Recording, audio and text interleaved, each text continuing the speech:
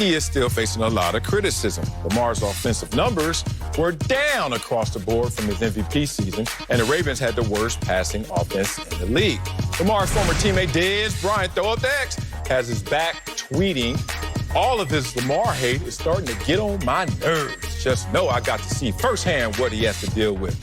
Him being able to play quarterback is far from the issue. So, Acho, is Lamar Jackson unfairly criticized?" Man, I have it down here to say yes, big dog. Well, say it. Nah, I got to say it with my chest. You changed? Yeah, I'm changing. You have changed. And the reason is no, actually, is because Lamar Jackson's criticism matches his excellence. Oh, we're doing that. We're doing that, big dog. I told you. Criticism. Every now and then a Wileyism sticks with me for life, and the cost of praise is criticism. Or better said, criticism is the cost of praise. Okay. Lamar Jackson, he started off his rookie year 6-1 as a starter. We ain't criticize him. He had not his rookie year. Not before the playoffs. Not before the playoffs, big dog. I just said, I ain't see. Hit dogs holler. I just said, No, annoyed dogs holler. You ain't lying, too. Lamar Jackson comes in his rookie year. 58% completion percentage. Ugh.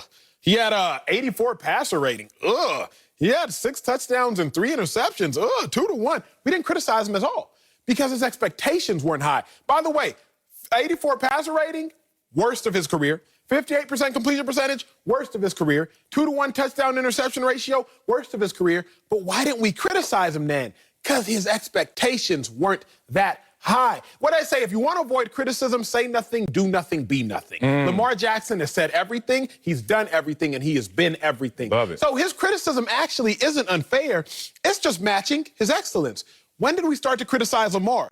When he became a unanimous MVP. Not after he won the award, but when he was en route to becoming unanimous MVP. Then he got unanimous MVP criticism. He set the bar high. And so now we're just matching his energy. He's incredibly good, and we matching that with meticulous criticism. Again, Stella, it comes down to this. We're going to talk track and field, because we always do. Yes. Usain Bolt could run a top flight time of 10 seconds and 100 meters, right? That's still world class. Oh, yeah. But we would criticize the mess out of Usain because he's shown us he's capable of running half a second faster, a world record.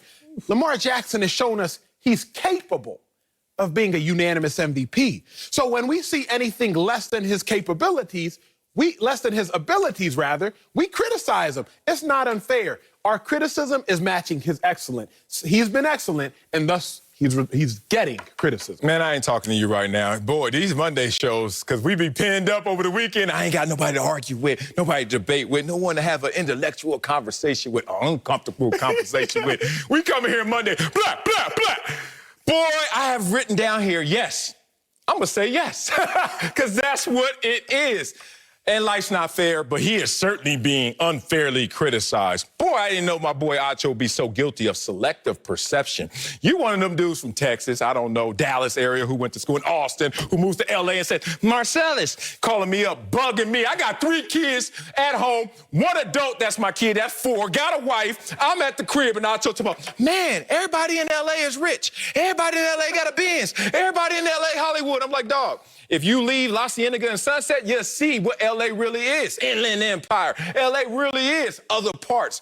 You caught up. You picking, cherry picking, thinking what you think and thinking that's everything. Let me tell you why he's being unfairly criticized.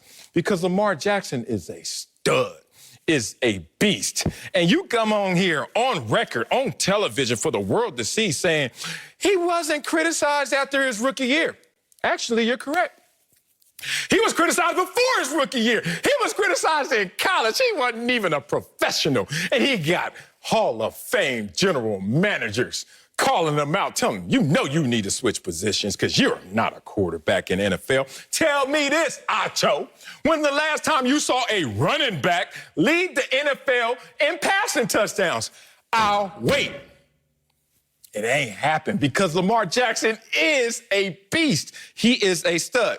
This guy is outperforming his scheme. He's outperforming his philosophy of offense, and he's outperforming the offensive system. So now let's get to my point. Oh, for Lamar to continue to grow, to not face this unfair criticism, to really say what Des Bryant was trying to say. Greg Roman has to evolve, my brother. He has to evolve. I remind people who Greg Roman is. Greg Roman is the same guy that's got Colin Kaepernick San Francisco notes and plays on some scrap piece of paper and is still trying to